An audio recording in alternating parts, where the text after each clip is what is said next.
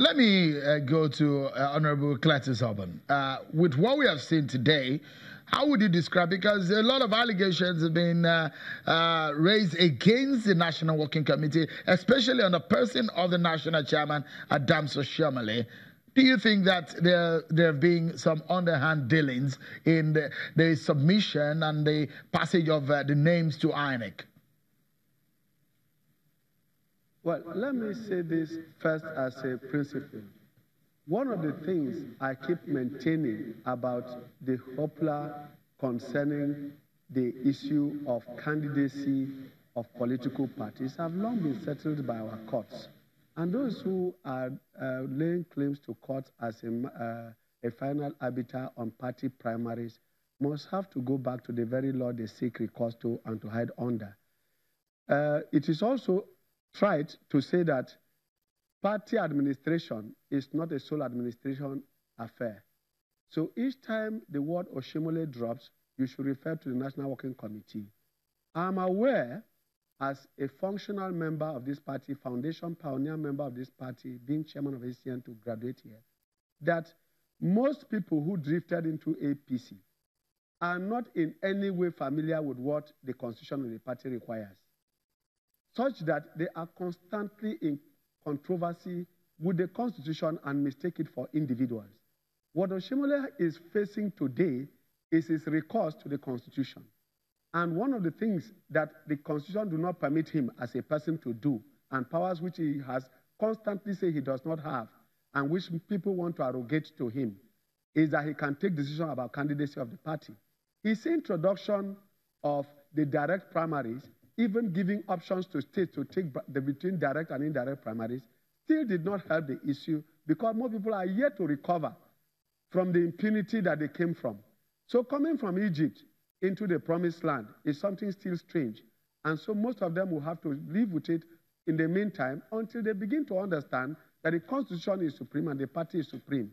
At no time, I remember, I'm a party executive, I'm also a foundation member, I am also a candidate, I also contested, and I will tell you that whatever happens and however it goes, what we should be looking out for today is how to win elections, because the behemoth called PDP is rearing its head, and the only way in which we can retain power after just one tenure is not this acrimonious, insidious, invidious attack on ourselves and our leadership. We must have to learn that this law we are invoking must not just be respected, it must be seen to be respected by members of the party at all levels, especially at leadership level. Because at all times, those who aspire to lead people must lead by example and must play this game as a game and not as a cultic or occultic arrangement in which you must either win or die. Honorable Urban, if I may quickly come in here, just a moment. Honorable Urban, speak to this issue. There are allegations against the national chairman that he's decided to pick those who are preferred to him as against the result of some of the primaries from the state. That's on one hand. It's gotten to a point where some governors are even working to remove him, which of course is part of the story of the reported grilling of the national chairman by the DSS over issues of how money exchange hands and some of the allegations that have been raised against him.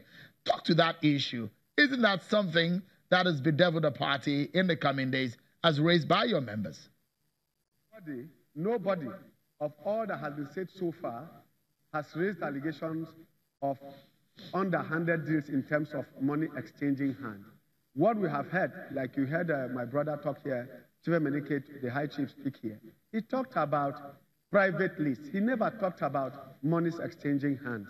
What you should know is that you do not expect people to lose in a manner. Process is what determines outcomes and reactions and actions.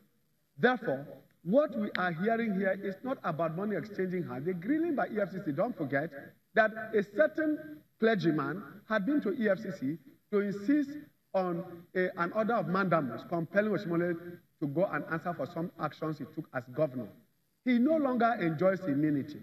If these allegations were made and DSS did not invite him, this same public, this same habitual mourners will keep wailing that he's now a saint because he's a PC chairman. Now he has been called to question. It's not an indictment.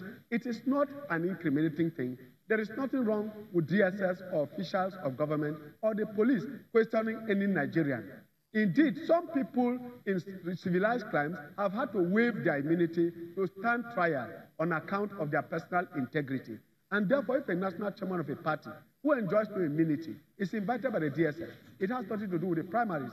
Because, like I said, some allegations were made against him by a clergyman from that state. So I am not aware until he speaks up. I am not sure that even the DSS will say that money exchange had. Oshimole had been president of the Nigerian Labour Congress at a time where labor was under siege in this country. Nobody accused him of collecting monies to do anything. He has been a two-time governor. At no time has nobody accused him of sleaze. I do not think that primaries by governors, who by the hierarchy of timing he is senior to, having been governor before them, will turn around to say that they gave him money to buy a house, to build a car, or to live in Dubai, or to do what? I don't think that Oshimole has any question about his integrity. He has lived above board, and like Caesar's wife, he's above suspicion. Okay, we'll take a breather, everyone. But there are other issues onto this angle. Honorable Curtis Obon is very strong with his views, while Chief Emenike has his own strong views. In fact, issues related to the legal aspect of this. We'll take a moment. We shall also ask one of those aggrieved by the actions of the National Working Committee on this matter when we return. Join us again, everyone.